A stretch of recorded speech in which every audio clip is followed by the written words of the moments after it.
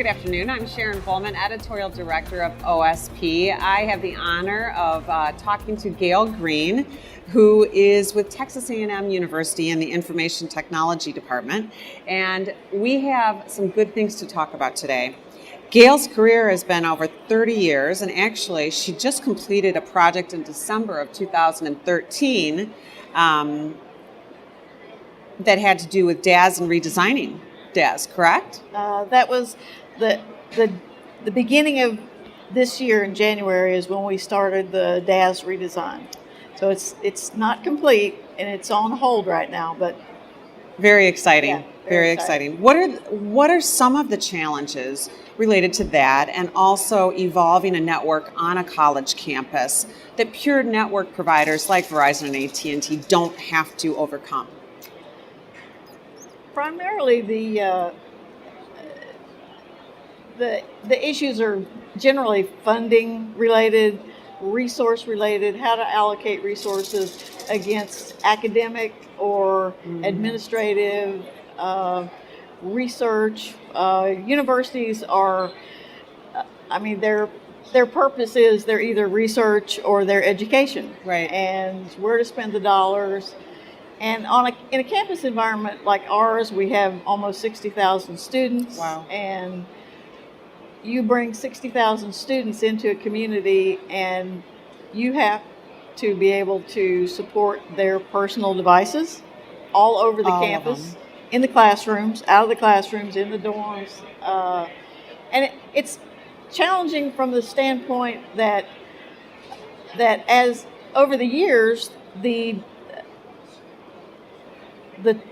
traffic on the campus changes because they build new buildings. They change. They'll take a building that used to be all classrooms. Well, now it's all administrative. So they have to reassess what the needs are for those geographical areas. Another big challenge is Texas is a big state. Our network is deployed all over the state, and in order to be able to support that cable plant, that outside plant, cable plant for the network, it's a complex combination of relationships with carriers like Verizon, AT&T, Suddenlink to do our backhaul level 3 for internet. And so all these players out in the field across the state of Texas, it's kind of like a 500-piece jigsaw puzzle, and every person owns a piece.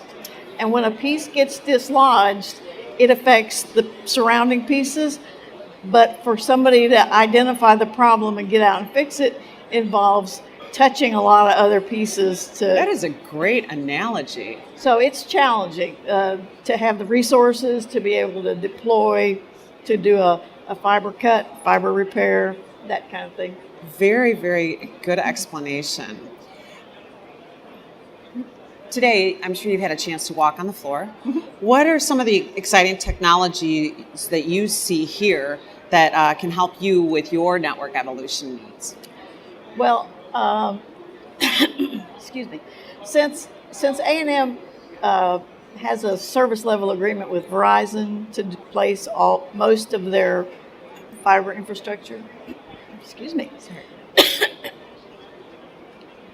There's a lot of products here that as a university we would never use. Gotcha. Verizon. I'm so sorry. Excuse me. Don't worry. Do we have any water? Verizon would be responsible for like fiber OTDRs, right, and all that test equipment. But I did see a field terminating fiber. 3M has it's a very small footprint. It's a fiber polisher. Fiber polisher. Fiber cleaver. And it's disposable. It's pretty cool. You can just terminate, polish in the field, and then punch in the fiber to a panel on a residential. It's pretty very slick. nice. Yeah. The simplicity of the products has increased tremendously over the last few years. Staying relevant is a huge buzzword in our industry, and we talked a little bit about that yesterday, being on the Women in Telecom panel. How do you professionally stay relevant? Well, I'm at a point in my career that I can take the time to be selective about the professional development opportunities. I like to stay involved in the industry. I like to come to these trade shows because you can get the feel for the entire spectrum of the industry. You get to see the new latest products, see how they work, and the sales force in the booths, they can explain how they would apply to a project that you're working on, and it's just a great networking opportunity. Agreed. But I stay involved in professional organizations, Bixie and PMI for PMP, and just try to stay relevant by keeping those credentials current and continuing education and professional development. And that's why we have 37 seminars as well, is that is a huge piece of the human network that we have to support.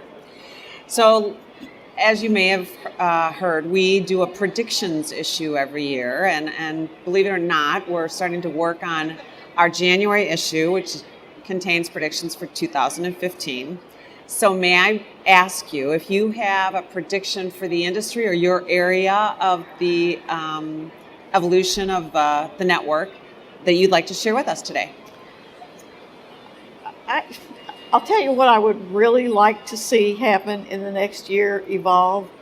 I would like for the industry to bring to market a tablet device that you could use in the field, that you could use as a piece of test equipment for fiber. You could do mapping, just a multifunctional tool in the field. And it wouldn't hurt my feelings at all if it had a docking space so you could dock a cell phone into it. That is awesome. So you could be in the field, you could have all your tools and your cell phone. That's beautiful. I would like to see the industry bring something like that. I can imagine some of the vendors would like to do that for you. Thank you so much, Gale. On behalf of OSP, I'm Sharon Vollman. Thank you and have a great day.